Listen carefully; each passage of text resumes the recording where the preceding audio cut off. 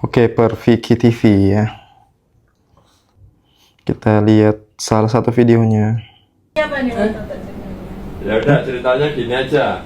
Ini sepasang kekasih ya. Ini syuting, lebih dari tapi nggak tahu jalan ceritanya apa. Ini sepertinya iklan ya. Iklan. Waduh, dubbingnya. Saya Rina bareng sama aku Bubur. Waduh. Nah, kalian kalau mau yang mengembangkan Banyak sekali transisinya, banyak sekali animasinya. Banyak animasi yang tidak penting di sini. Per Viki TV ya. Itu sosial media resmi yang membuat film Merah Putih One for All.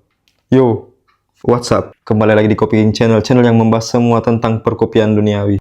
Merah Putih One for All. Tidak ada habisnya kita membahas film karya anak bangsa ini yang akhirnya tayang juga di tanggal 14 Agustus 2025 kemarin. Film animasi karya anak bangsa yang menuai banyak hujatan dan tidak habis-habisnya untuk dibahas sampai sekarang. Bagaimana ini tidak menjadi hujatan?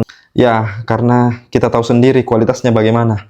Dan dalam film ini banyak terdapat anomali-anomali yang meruntuhkan ekspektasi warga Indonesia, khususnya dalam film animasi. Setelah suksesnya film Jumbo, ya warga menaruh harapan besar kepada film-film animasi yang akan tayang selanjutnya. Tapi yang muncul adalah film animasi yang jauh dari ekspektasi. Merah Putih One for All. Ya, saya juga sudah membahas tentang anomali-anomali yang terdapat dalam film ini. Silakan nonton video saya yang sebelumnya kalau kalian ingin melihat anomali-anomali yang ada dalam film ini.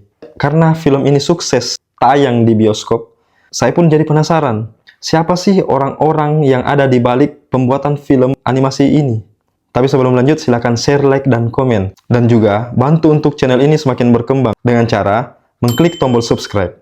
Film animasi Merah Putih One for All diproduksi oleh Per Viki Kreasindo. Toto Sugriwo selaku produser, Endiarto sebagai sutradara, Sony Pujisasono sebagai produser eksekutif, Bintang Takari sebagai penulis skenario dan animator.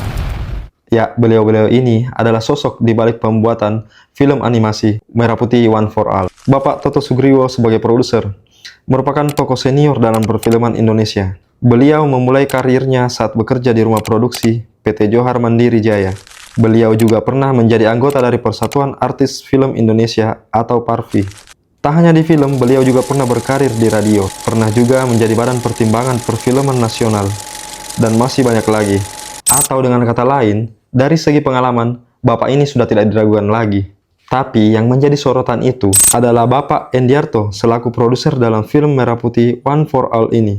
Beliaulah yang sering tampil di depan media untuk menjawab semua pertanyaan-pertanyaan dari media. Alih-alih mendapatkan jawaban dari pertanyaan-pertanyaan itu, justru pernyataan-pernyataan beliau malah menimbulkan pertanyaan-pertanyaan baru.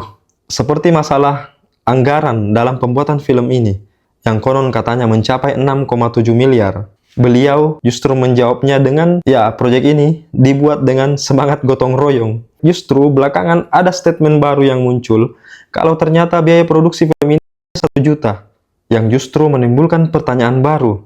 Dengan budget 1 juta, kok bisa film ini bisa tayang di bioskop? Sedangkan menurut Hanung Bramantio dalam postingannya di TikTok, menurut beliau, bioskop seperti CGV, XX1, Cinepolis, dan lain-lain itu mempunyai regulasi yang cukup ketat dan harus memenuhi kriteria. Seperti film itu harus jelas alur ceritanya. Kemudian track record PH yang memproduksi film itu.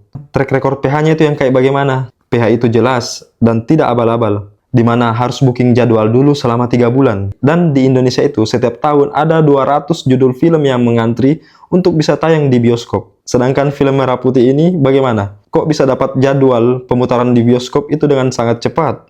Ya, ini patut dipertanyakan. Kalau menurut teman-teman sendiri bagaimana nih?